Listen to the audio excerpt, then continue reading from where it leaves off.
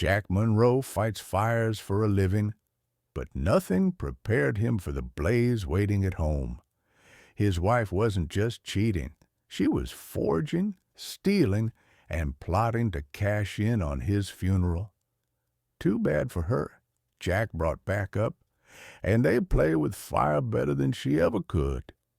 Welcome to Story Time with Papa Al. Let's join Jack and his story. They say firefighters run toward danger. That's true. But nobody tells you what to do when the danger's waiting at home in yoga pants and fake eyelashes, smiling like a cobra with a manicure. My name's Jack Monroe.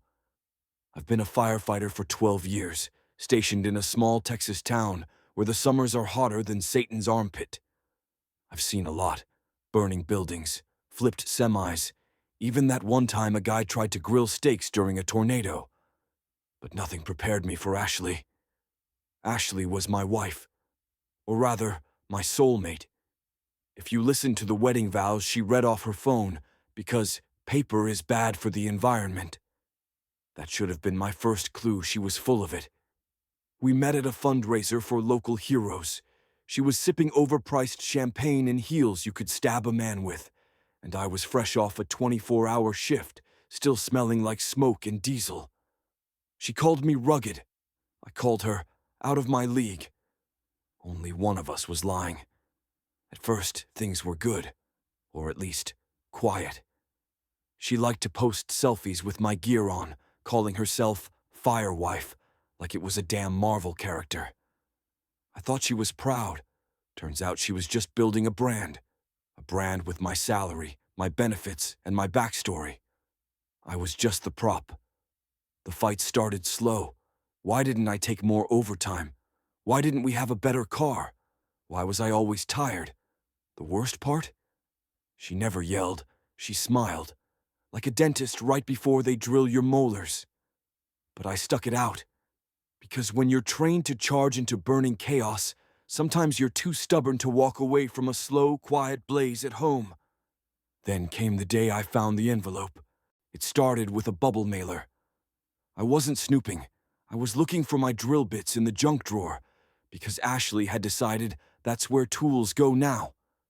And tucked beneath expired coupons and a half-eaten protein bar was this slick manila envelope with a return address from Bailey & Cole Financial Advising. Ashley's name was on it, not mine. No big deal, until I opened it. Inside was a glossy packet. Real estate listings, account information, and a neat little letter addressed to Ms. Ashley Monroe. It talked about asset transitions, liquidation strategy, and a cheerful bullet point that said, "Once divorce proceedings begin, our firm will continue to help you consolidate marital assets discreetly." I sat there blinking at the word divorce, like the paper itself had sucker punched me in the throat. And that wasn't even the worst part. Stuffed in the back pocket of the folder was a copy of a life insurance policy. Mine.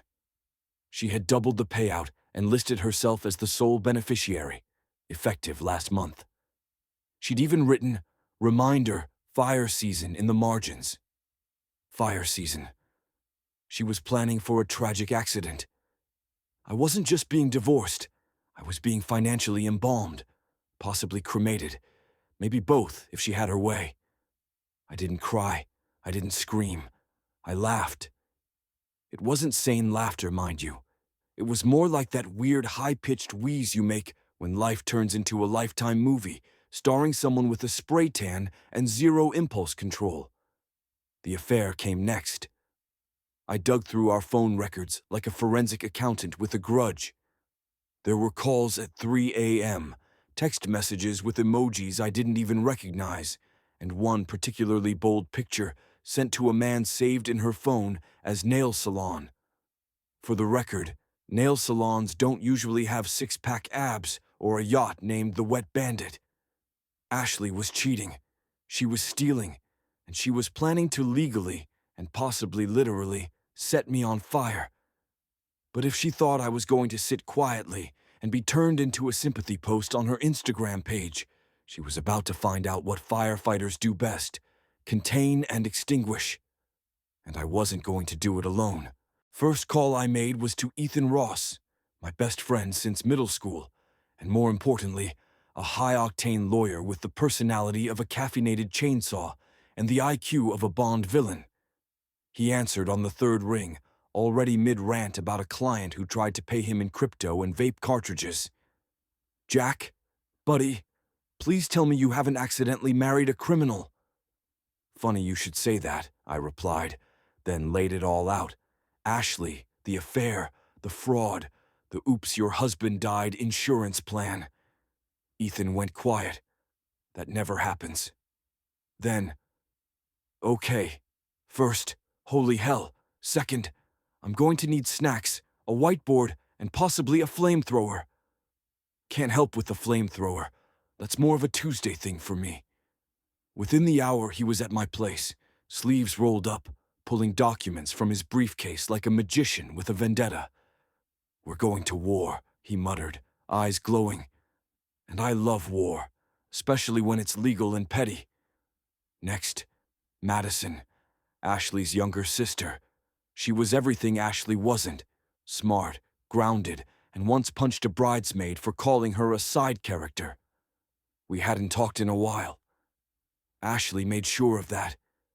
But I sent her one photo, just one, of the insurance paperwork and the fire season note. She called back in 5 minutes. "That witch is doing it again, isn't she?" she snapped. She tried the same thing with her ex-boyfriend's business. Nearly bankrupted the guy before he caught on. "Jack, I'm in. No hesitation.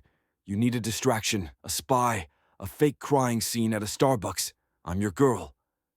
"Just friends," I said. She laughed.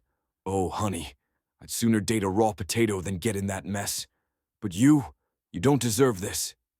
With Ethan running legal recon and Madison providing insider info, we had a team. Small, loyal, and furious. The holy trinity of spite. We met in secret. Coffee shops, firehouse supply closets, Madison's beat-up Corolla parked behind the public library. "She's planning to drain your pension," Ethan said, pointing at the screen of his laptop with a half-eaten churro. "She forged your signature on the Roth IRA transfer request. That's a federal offense." "Wait, what?" I choked on my coffee. "She's dumb but thorough," Madison muttered. "Like an evil Pinterest board." Ethan looked up. "We're not just gonna stop her. We're gonna let her think she's winning, right up until she walks into a courtroom and realizes she's the one on fire." I leaned back, feeling the first genuine grin in weeks. "So, what do we do now?" Ethan cracked his knuckles. "Now, we act dumb. We play sweet. We let her think she's got the matchbook, when really—" Madison interrupted with a gleam in her eye. "We're the gasoline. The first step in any good counterplot. Play dumb. And I had to play it like a man whose brain was made of mashed potatoes. I started being nice, like suspiciously, creepily nice. I brought Ashley flowers, made her pancakes. Told her she looked powerful in her yoga sets, even though she was wearing them to meet her fake nail tech 3 times a week. Her eyes narrowed at first, but then she smiled, like a cat realizing the canary was sitting in a wheelchair. "You've really turned a corner," she purred. "Just trying to be a better husband," I replied, handing her a mimosa with a wedge of grapefruit. Mostly to hide the gag reflex. Meanwhile, Ethan and Madison worked like 2 caffeinated hackers from a heist movie. Madison dug up files, text messages, and bank statements with more red flags than a Soviet parade. Ethan built a digital paper trail to prove she'd forged everything, from the life insurance add-on to the pending property transfer of my late father's fishing cabin. "You realize she was trying to get the house in her name and then sell it off while claiming you were suffering from emotional instability," Ethan said one night over dinner at a Thai place that smelled like melted lava. "She told the bank I was unstable." I blinked. She told them you were obsessed with fire and potentially dangerous, Madison added, flipping through screenshots. Because you work in fire services. I paused. She really doesn't respect subtlety, does she? She's like a raccoon in lip gloss, Madison said. Just grabs shiny stuff and runs. But now it was time to act. We needed to catch her red-handed. And that meant baiting the trap. Ethan arranged a fake investment meeting at a local real estate office. Madison convinced Ashley that her financial friend could help her hide some of the assets faster, offshore maybe. Completely confidential. Ashley was ecstatic. She wore heels to a legal ambush, Ethan whispered as she walked into the office. This is better than HBO. The real estate guy was one of Ethan's clients, under strict instructions to keep Ashley talking and get her to repeat her fraudulent intentions on camera. Meanwhile, I was parked across the street, sipping an iced tea and listening in via a discreet earpiece, like I was starring in a low-budget spy thriller. It didn't take long. Once it's in the Cayman account, he won't know what hit him, Ashley cooed, laughing. He's too busy playing firefighter Barbie to check his emails. I winced. I mean, what kind of man takes a job where you're literally disposable? Oof. The real estate guy kept nodding like he was on a date with Medusa. You're doing amazing, sweetie, Madison whispered through the comms from her hiding spot in the break room. By the end of the meeting, Ashley had signed 2 more forged documents and verbally agreed to move funds she had no right to touch. Ethan's face lit up like Christmas. Boom. That's attempted wire fraud, conspiracy, and misrepresentation of legal authority. I'm gonna need to print new business cards, he paused. One of them will just say, Witch Slayer. Ashley had no idea. She came home that night humming.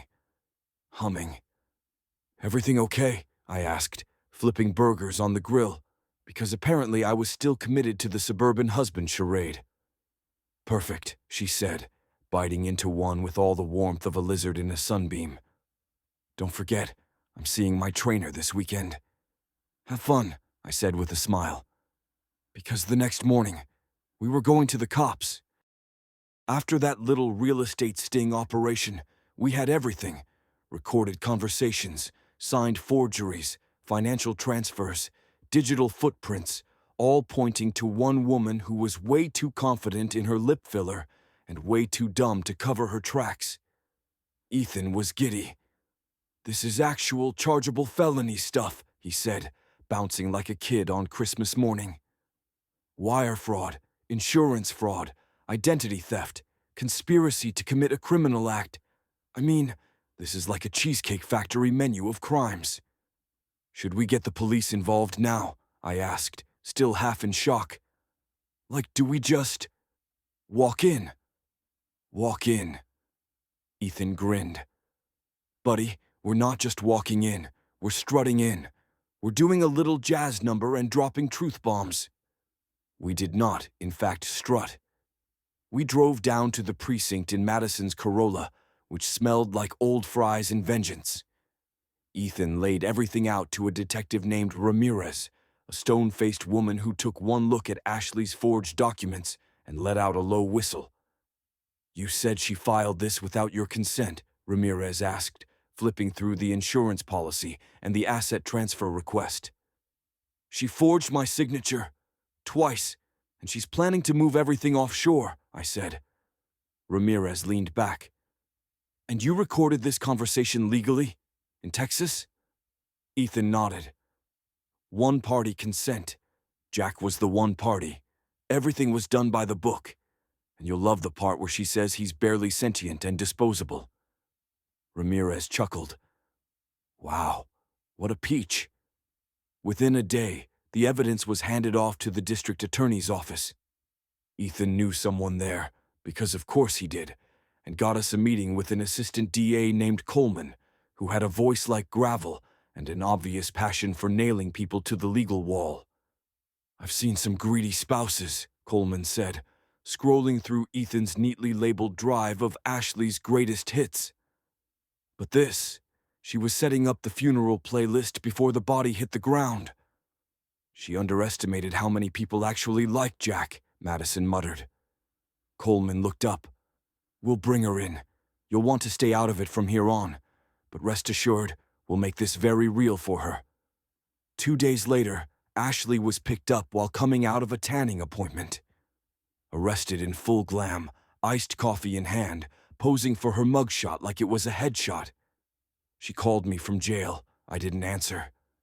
She left a voicemail that started with, "This is all a misunderstanding," and ended with, "How could you do this to me?" I saved it, just in case I ever felt weak again. Charges were officially filed within the week. Fraud, forgery, attempted theft, and my personal favorite, conspiracy to commit insurance fraud. That one hit different. I still hadn't filed for divorce yet. I waited until I knew the legal system had her cornered, until the DA's office had frozen her accounts, seized the offshore transfers, and pulled the paperwork on her little Cayman Island dreams. Only then did I file, served her the papers while she was out on bail. She tried to threaten me with exposing secrets. I told her, "Please, I run into burning buildings for a living. You think I'm scared of your Instagram stories?" Madison high-fived me so hard my palm stung. Ethan bought a cake shaped like a gavel. Frosted words. Burn, baby, burn. It took 6 months for the legal dust to settle. Ashley's bail conditions included a GPS ankle monitor and a no-contact order. She tried violating both. Twice. Once by mailing me a handwritten letter that smelled like lavender and delusion, and once by sending Madison a long Facebook message titled, "I forgive you, sis." Madison screenshot it, framed it, and hung it in her bathroom. The district attorney's office pushed for the full array of charges, and the case made the local paper under the headline, "Firefighter's wife accused in insurance fraud plot." They used a photo of me rescuing a puppy from a storm drain. Ashley's photo, meanwhile, was a still from her mugshot, where she blinked mid-sentence and looked like she just smelled spoiled milk. Beautiful symmetry. She took a plea deal, 5 years probation, 200 hours of community service, restitution payments, and a felony record that made sure she'd never fake her way into a mortgage again. Oh, and a divorce decree that left her with absolutely nothing but the clothes she fraudulently bought and the humiliation she genuinely earned. As for me, I kept the cabin, the pension, the clean name, and, this might sound weird, but I even kept the voicemail she left me from jail. Not out of bitterness. I play it whenever I doubt myself, because there's something strangely empowering about hearing someone say, "How could you do this to me?" when you've just handed them the consequences of their own actions. I still fight fires, still ride the engine, still work double shifts sometimes because helping people is still my thing. And now, when I come home, it's quiet, peaceful. No one asking why I don't make more money, or if I remembered to tag her in a social media post. I can watch bad sci-fi in sweatpants. Madison drops by sometimes with snacks and sarcasm. Ethan shows up every other Thursday just to make sure I haven't accidentally remarried a con artist. "We should start a business," he said last week while scrolling through Yelp reviews. "You, me, Madison, we'll call it Fireproof Legal Consulting." Slogan, "We burn the liars down." Madison laughed. "Only if we get matching mugs." I don't know what the future holds, but I know this. You don't have to stay in the fire just because you're used to the heat. You can walk out. You can rebuild. And sometimes, just sometimes, the people who tried to burn you down wind up choking on their own smoke. Epilogue. Ashley, 6 months later. You think you know what happened. You think Jack was some poor, betrayed firefighter with calloused hands and a heart of gold?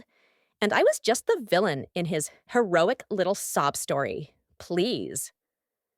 Jack Monroe was boring, predictable, The kind of man who thought romance was grilling burgers and falling asleep watching disaster documentaries. Do you know how exhausting it is to be fabulous around someone who thinks dressing up means a clean department t shirt? And yes, I had plans, big ones. A quiet divorce, some asset repositioning, a little offshore safety net, a fresh start with someone less sooty. It wasn't personal, it was practical. But, of course, Jack had to ruin everything. Mr. Fireman decided to turn into Sherlock Holmes. And he didn't do it alone. Oh no, he brought his glorified ambulance chaser of a lawyer and my sister, my own sister, into the mix. Madison always had a thing for martyrs. She practically drooled when Jack walked into a room covered in smoke and ash, like some sad action figure. So fine. I got caught. But you know what? I was close. So close. If that moron real estate guy hadn't been recording me, if Ethan hadn't had the free time of a bachelor with no hobbies, I'd be sipping cocktails in Miami right now with a new last name and $500,000 in mutual funds. Instead, I'm stuck doing community service in a town where every third person knows my mugshot, picking up trash with a vest that says felony fraud, like I'm in some kind of parody film. Jack walks around town like a hero. People high-five him at gas stations. Madison acts like she saved the Titanic. And Ethan, that greasy little man, actually sent me a Christmas card that said, "Still winning." But it's not over. Not yet. I'm good at playing the long game. And people forget things. Records can get sealed. Reputations fade. Just give me time. I always land on my feet. And next time, I'll burn the bridge before they even know I crossed it. Thank you for joining us for this episode of Storytime with Papa Owl. If you enjoyed the story, please like and subscribe.